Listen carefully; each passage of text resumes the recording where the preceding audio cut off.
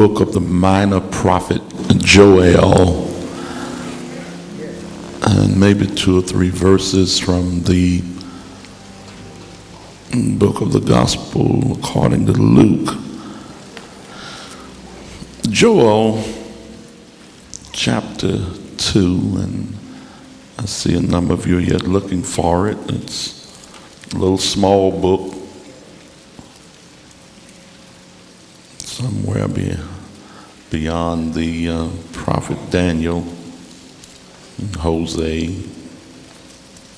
and Joel. If you can't find it, look in the contents.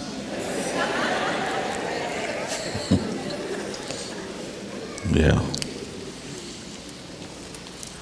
Joel chapter 2, verse 25, it states, "And I will restore to you the years that the locust hath eaten, the cankerworm, and the caterpillar, and the palmer worm, my great army which I sent among you." The key word there, God promised, I will restore. Yes. If you turn to the New Testament and the 3rd Gospel, Luke, and look in chapter 15.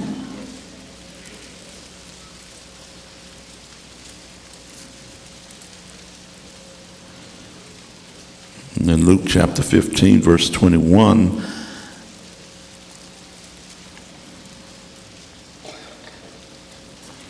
well, let's begin with verse 18. "I will arise and go to my father, and will say unto him, Father, I have sinned against heaven and before thee, and am no more worthy to be called thy son. Make me as one of thy hired servants. And he arose and came to his father. But when he was yet a great way off, his father saw him and had compassion, and ran and fell on his neck and kissed him. And the son said unto him, Father, I have sinned against heaven and in thy sight, and am no more worthy to be called thy son. But the father said to the servants, Bring forth the best robe, put it on him, and put a ring on his hand and shoes on his feet. And bring hither the fatted calf and kill it, and let us eat and be merry. For this my son was dead and is alive again. He was lost and is found. And they began to be merry." I just want to talk to you a little bit this morning about the God of forgiveness and restoration.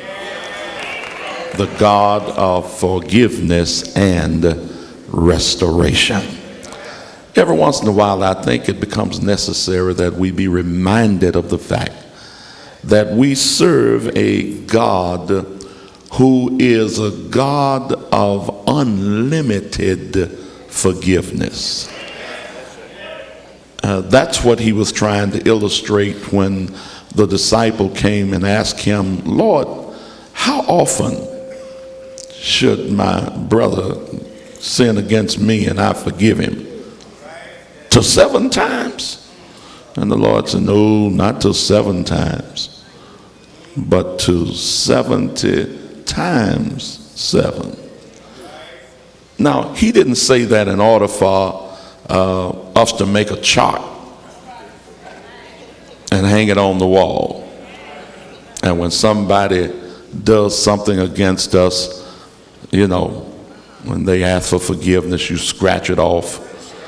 You started with 70 times 7, 490, and now you got 489 more times. No. Because he knows that our tendency is usually, if we manage to forgive a person 1 time, they don't usually get a chance to mess up with us no more than maybe 2 times, 3 maximum. But what Jesus was teaching was unlimited forgiveness. Whenever you think about somebody violating your trust, and you determine, I'm not going to forgive them, not another time, the Lord wants you to remember, how many times have you violated his trust? I know that the story is that we like to make people believe that the day we came to the Lord as a sinner, he forgave us of all of our sins that we have ever committed from the time we were born into the world up until that day when he saved us and forgave us. But from here on out, not me. I haven't done nothing else. I got saved. I've been saved ever since I got saved. Haven't done nothing wrong. You know, that's the way you want people to believe it. But face facts. Face facts. Maybe you have not gone back into the gutter of sin out of which the Lord pulled each of us. But when you look into God's word and see the vast variety of things that may be called sins, plural. See, when the Lord originally saved us, he saves us from sin, period. Let me take just a moment and deal with that. Let us lay aside every weight and what? The sin. That's not plural, that's singular. That so easily beset us. Jesus says in John chapter 16 that when he is come, he will reprove the world of righteousness, of sin, singular, and of judgment. Which lets me know there is one sin that will condemn you to hell. One sin that makes the difference between you being saved or lost. One sin. And every time I get on this, I tell you, don't nobody leave in the middle. Because if you leave before I get through, you'll go out and say I said what I didn't say. The one sin that will condemn you, the one sin that determines whether you are saved or lost, is not drinking, it's not smoking, it's not committing adultery, it's not lying, it's not murder. Hello. No, neither one of those things that I mentioned, nor anything else you add to the list, is the sin that condemns you in the sight of God. Jesus says he will condemn the world, reprove the world rather, of righteousness, sin, and of judgment. Of sin because they believe not on me. The sin that condemns the whole world is the sin of unbelief. Don't matter how good you are.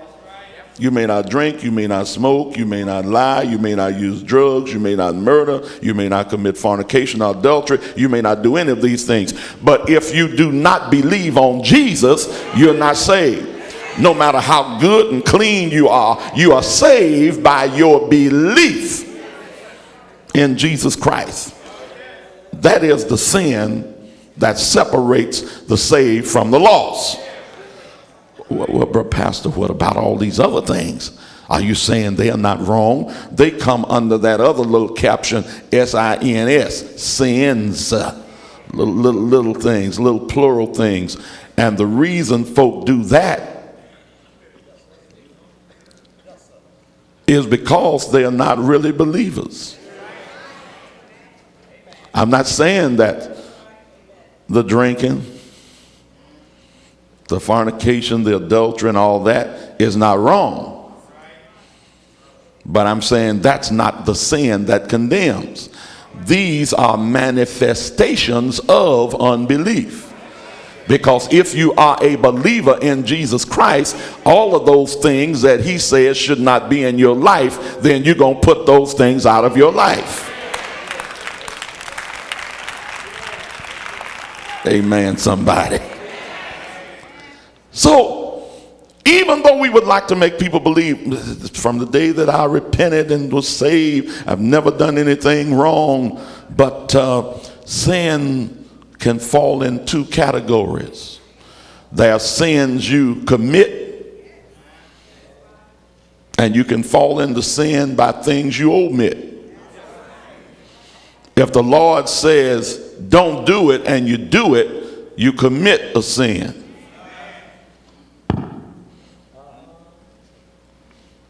If the Lord says do it and you don't do it, you commit a sin. If he says don't do it and you do it, you commit a sin. There are some thou shalt nots, and there are some thou shalls. Hello, y'all. And most days we find ourselves doing some of those things that he told us we shouldn't do. The word of God is against not only fornication and adultery and stealing, but the word of God is against hatred.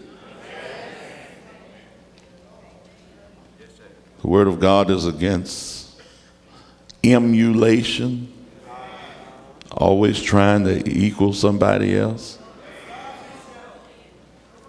So many things that the word of God is against that we find ourselves slipping off into. One thing that the word of God condemns, and I've been debating whether I'm going to deal with this at 11 or not, but one thing that is really one of the worst things that has ever happened in our age, one little word, anger. There are more people walking around with pent-up anger.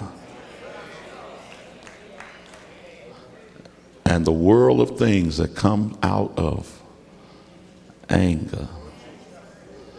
You know, sometimes people get angry on the spot and do something, but that's not nearly as bad as that pent-up anger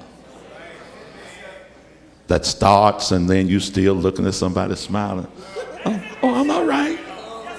Oh, nothing. Everything is all right. And down on the inside, it's like a boiling. And sometimes it takes months and sometimes it takes years. But when that thing explodes, everybody's in trouble.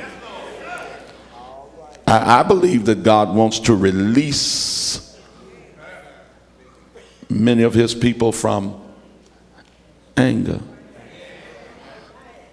Because if he doesn't deliver you, some of y'all looking at me right now, if God don't deliver you, you're on your way to a catastrophe. And Lord, help anybody who's around when it blows up. I know y'all want to shout, but just listen to me. We get our shout in around here anyway. You're going to always get your praise on, yeah.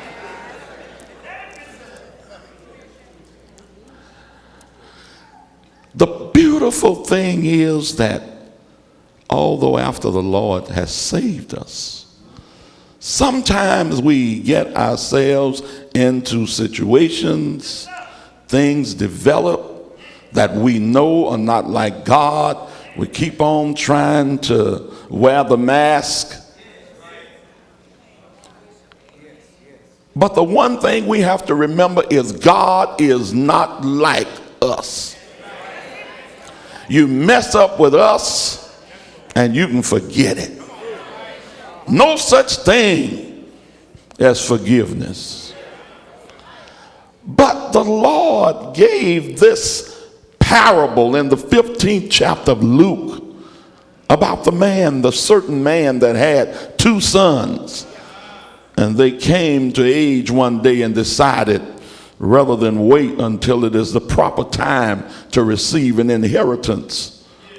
And an inheritance really comes from having not only been in the family, but serving the father. Serving him until the time comes when he would leave the life and leave for the thing he has accumulated to be divided among his heirs. But these 2 boys, one of them was a little more restless than the other. And he said, Father, I want you to divide the portion of goods that belong to me. Give me my portion. I want to go off and see what's going on in the world. And then he took that part that his father gave him and went out and just totally wasted not his substance, but really his father's substance. And we've got to understand that everything we got, every gift we have, it's not ours. It comes from the Lord. If God bless you to be a talented person and you have the ability to play the musical instrument, you have the ability to sing, you have the ability to speak or to do anything that is seemingly above the norm, you don't have anything to stick your head up in the air, your nose up at other folk as though, look, I'm greater than you, because what you have is only because the Father decided to entrust you with a portion of his goods. Now really, when you read the scripture, we usually refer to the word talent as being singing and dancing and that kind of thing, but talent in the Bible was really talking about money, that he divided a certain amount of money. But this boy went out, yoked up with the wrong folk. And when he hooked up with the wrong folk, he just wasted his substance and found himself, as you would say in today's language, down and out. Down with no money, not even anything to eat. His ring is gone. His robe is gone.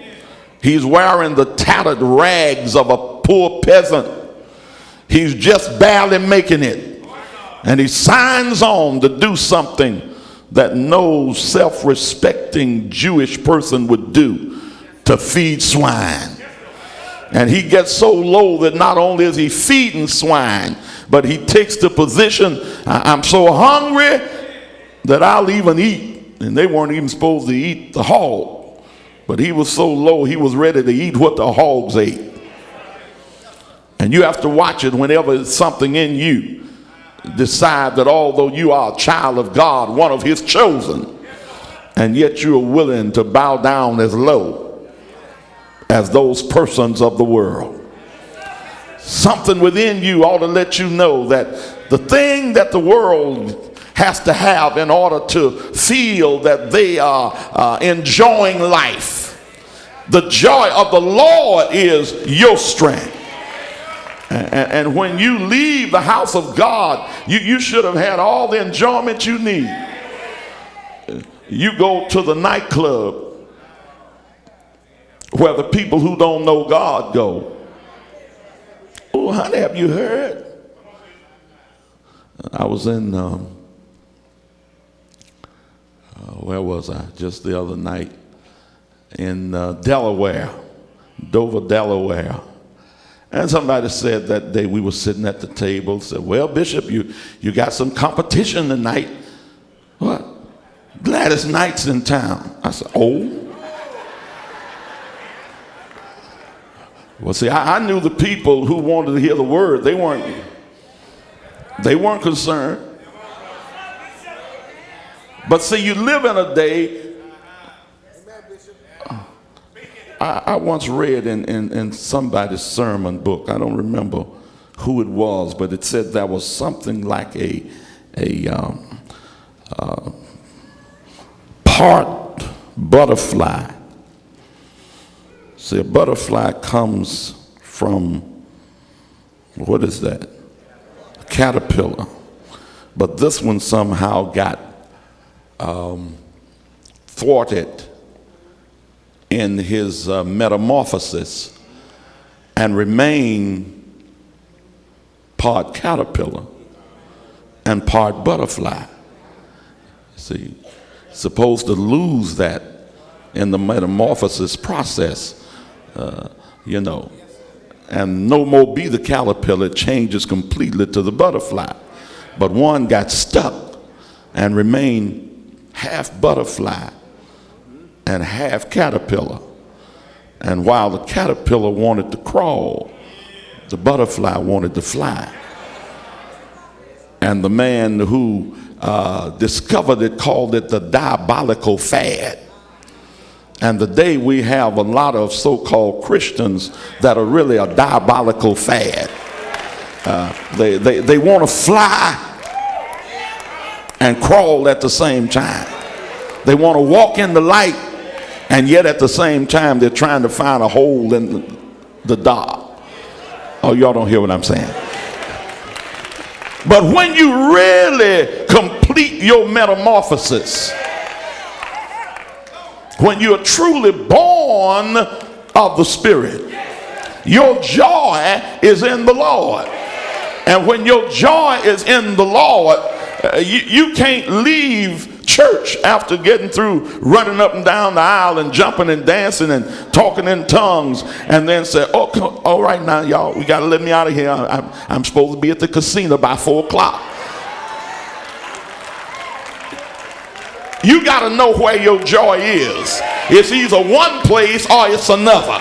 It's either in the world or it's in Christ. Amen, somebody. So, when they told me, I thought, we ain't worried about that.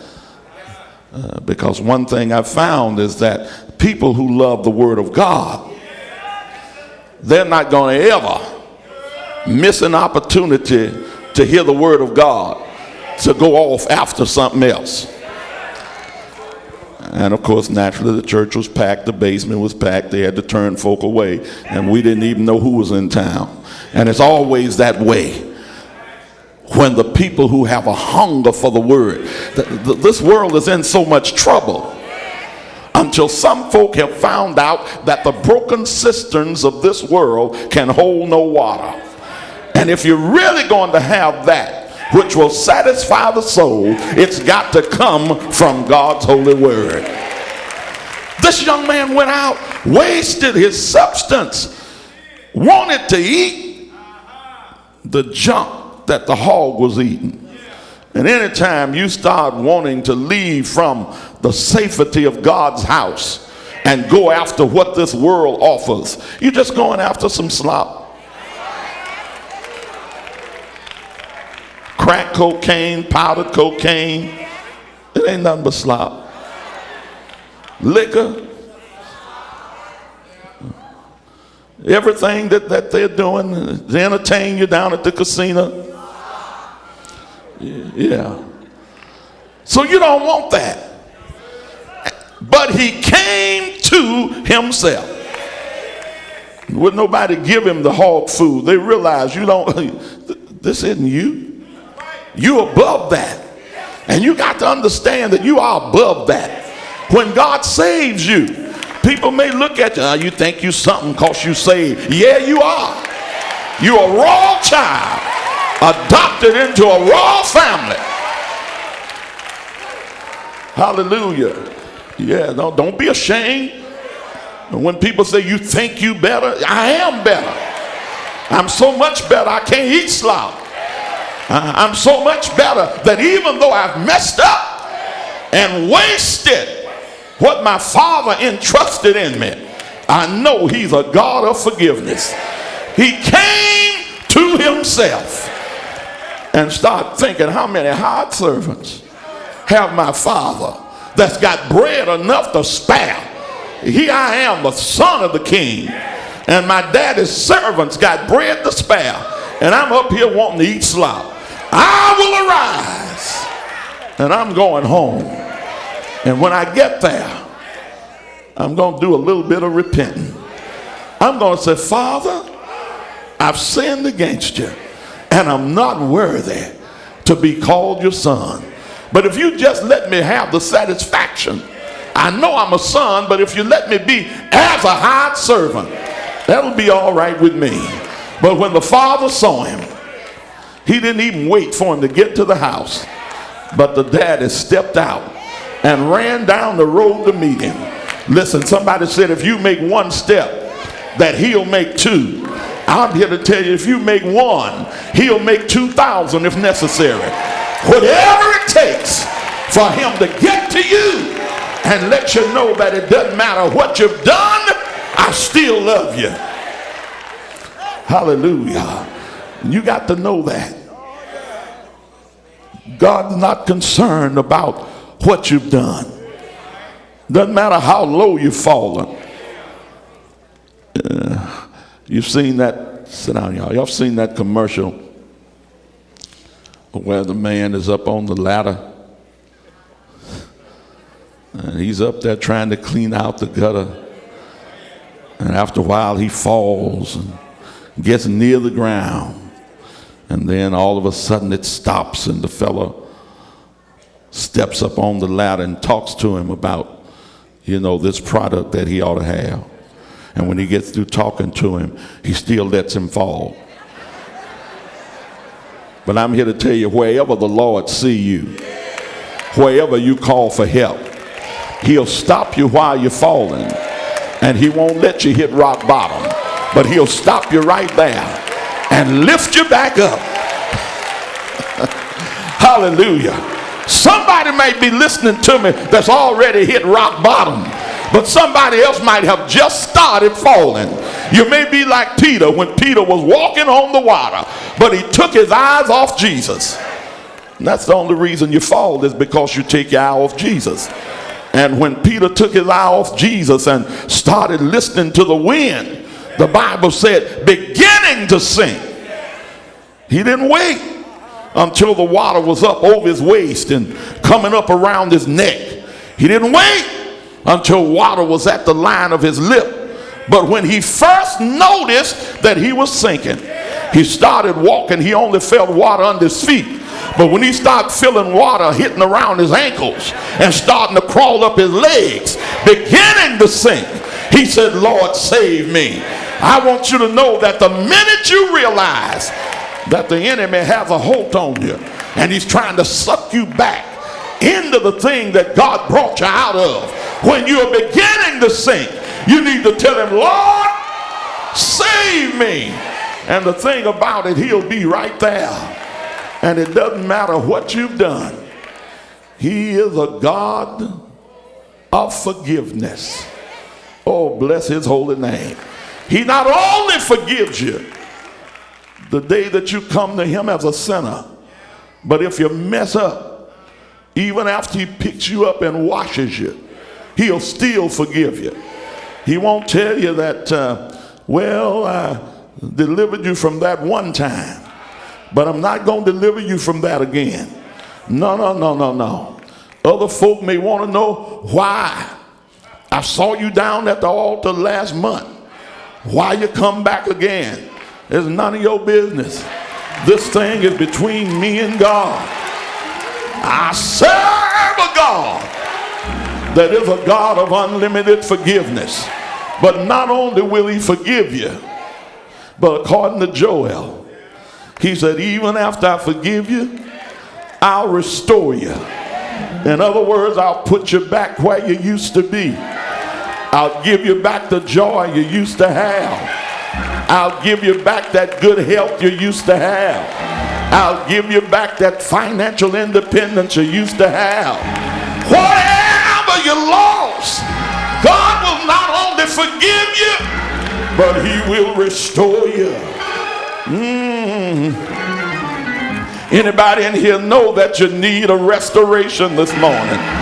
You ought to say, Lord, forgive and restore back to me everything the devil took.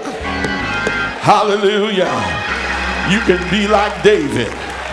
When David came to Ziklag and saw that the Amalekites had kidnapped his wives, kidnapped the wives of the other men, taken all of their goods, and burned down the village with fire, they wept and wept.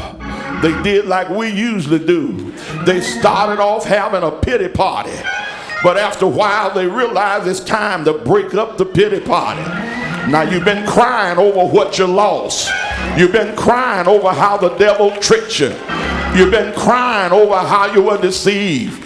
Well, the pity party has lasted long enough. It's time now to break up the pity party and ask the Lord, what must you do? When David got through crying, he asked the Lord, what must I do?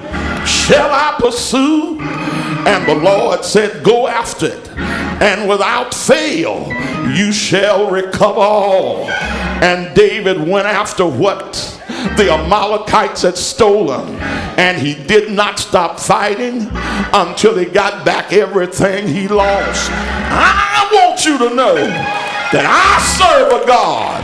He's willing, he's able for you to recover all. Everything you lost, everything you had, everything the devil stole, everything.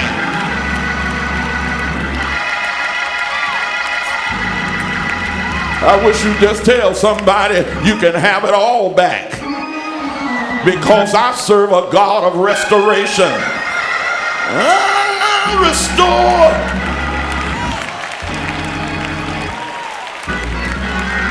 Hallelujah. Come on and give him praise in the house. Hallelujah. I'm going to close. But somebody in here, this was a rhema word to you. You don't have to tell nobody else what it is that you need to be forgiven of. That's between you and God. But I want you to know this morning, he's ready to restore the years that the locusts have eaten, the cankerworm, the palmer worm, and all that God called my great army. Everything that got nibbled away from you through the loss that the insurance didn't cover. Everything that happened when you went to the doctor for one thing and found out you were sick in 3 other ways. God said, I'm ready to restore everything that the enemy stole. I don't know who it is this morning, but I just want to I feel impressed to just have a little altar prayer here with those of you that feel you need restoration. Don't wait on nobody else. It's your time.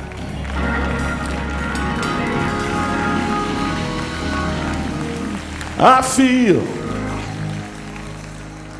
that I'm so far from you, Lord. Still I hear you calling me. Those simple things that I once knew,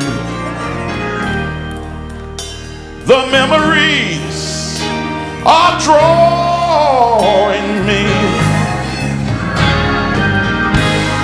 I must confess, oh, that I've been blessed, but still my soul's not satisfied. Renew my strength, restore my joy. Then wipe my weeping eye, and then take me back. Take me back. Won't be satisfied till I get back. Take me back, dear Lord, to the place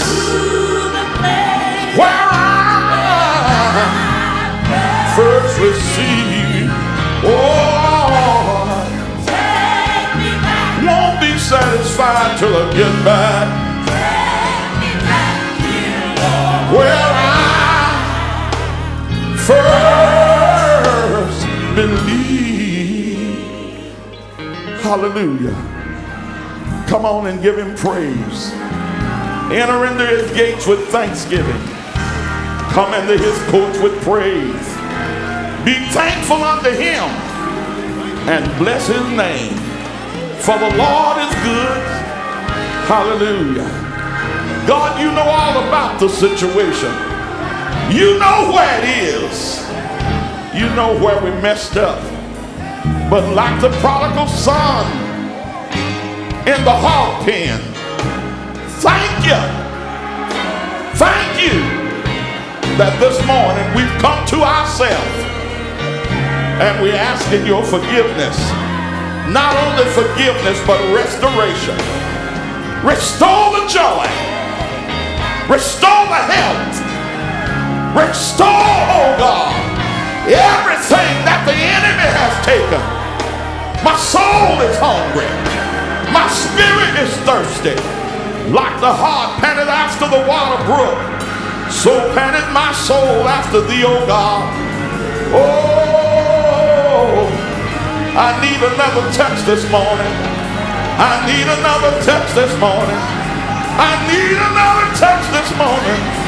Oh, Jesus. Touch me with your hand of mercy. Touch me with your hand of power. Touch me with your hand of forgiveness. Touch me with your hand of restoration. Yes, Lord. Give back the joy. Give back the love. Give back the faith. Give back the anointing. Yeah, yeah, yeah, yeah. Restore the gift.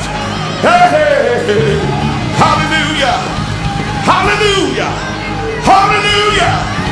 My. I feel his presence in the room. Ooh. Yes, Lord. Yes, Lord. My soul say yes.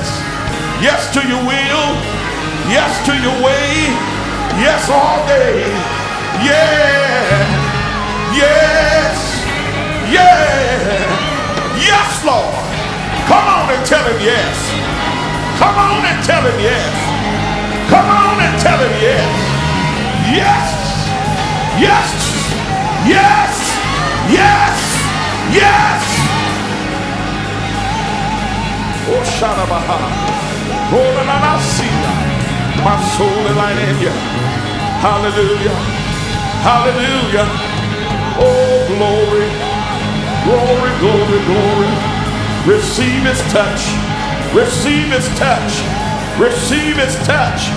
Receive his touch. Receive his touch. In the name of Jesus. Satan, I command you. In the name of the Lord. Drop your weapons. In the name of Jesus.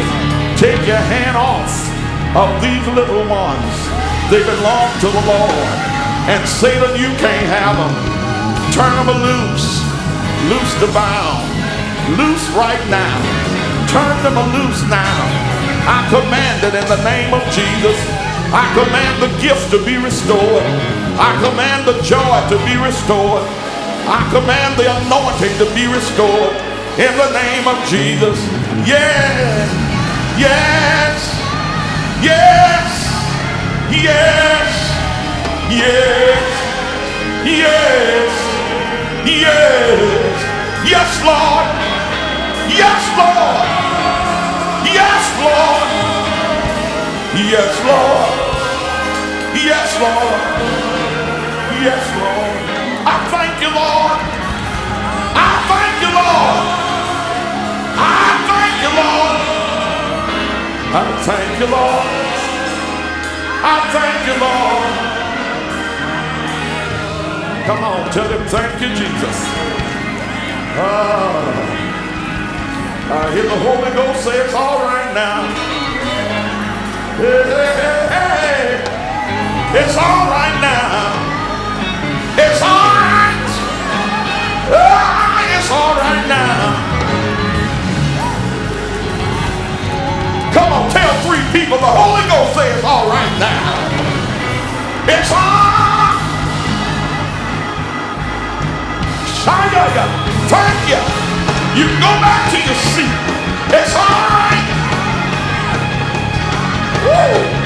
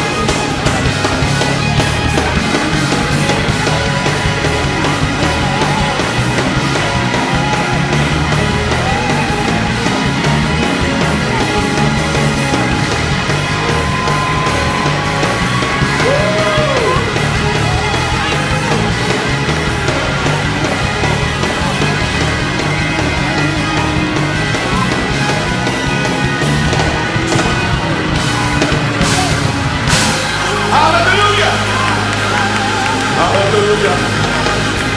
Now, come on. Tell three people we are forgiven and restored. We're forgiven and restored. Thank you. Hey, thank you.